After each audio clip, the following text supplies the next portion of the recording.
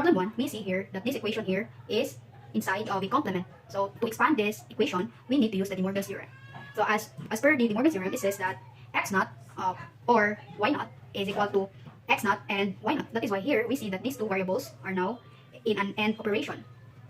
Now the complement operation was being distributed to both of the variables. And since we're not yet done here, we need to reapply again the De Morgan's theorem. And as per the De Morgan's theorem, x naught and y naught is equivalent to a naught or b naught.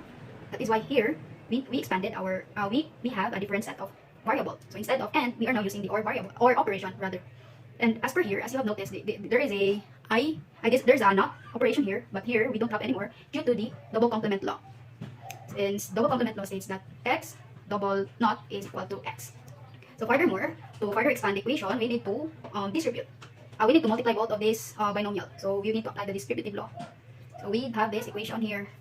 And after that, we're not yet done. We need to apply the idempotent or idempotent and this law states that x or x is equal to x. So that is why here, instead of writing down the a naught and a naught, we only wrote the literal a naught. And for to continue, after this, so this is the equation that we got after we applied the idempotent law. Since we have here common literal, the a naught here and a naught here again, so the absorption law is very usable to use. The absorption law states that x plus x or x and y is equal to x. That is why what we have here now is a naught plus b naught c. So b naught c here, and this is the equation that we have applied the absorption law. So furthermore, we're through in this equation. We need now to distribute the c naught.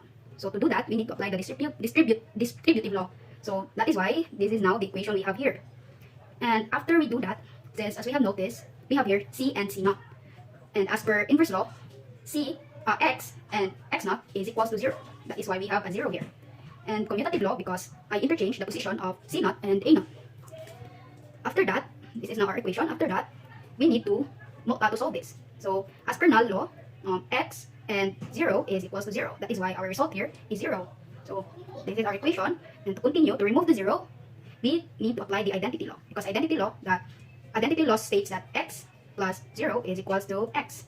Now this is now our output here, our equation here. But we're not yet done. We need to continue distributing the a to the variables inside of the parentheses. So distributive law. So this is now our equation here. Since we have here a naught and a as what I have mentioned here at this point, so we need to apply the inverse law again. That is why 0 and c naught. And as per null law, c naught and 0 is equal to 0. ab plus 0. And to continue, and finally, the identity law to remove the 0. So this is now our output. So the simplification for this problem is a and b. So this is for the problem number 2. I think I mentioned in the first problem that this is a complement operator or the NOT operator. But in this equation and the equation here, we can call this as a complement sign. So this is our given. This is our given. We just wrote it again. Our given. So to expand this given or to simplify this, we need first to expand the inner variables. So to do this, we need to apply the distributive law first. So that is why d was being distributed to b and c naught. So after that, the b literal here is also distributed to the variables inside of the parentheses. That is why we apply the distributive law again. And since in our equation here, we have the same literals. And according to idempotent law, x and x is equal to x. That is why here, this is now our equation. After we're done, distributive law and associative law is also being applied here in this equation. That is why we have now, we group these variables and we also group these variables. And after we group them, we factor it out to make it look like this. After that, these variables here and these variables here can be solved using our inverse law. So 1 plus bc is equals to 1 and 1 or c naught is equals to 1.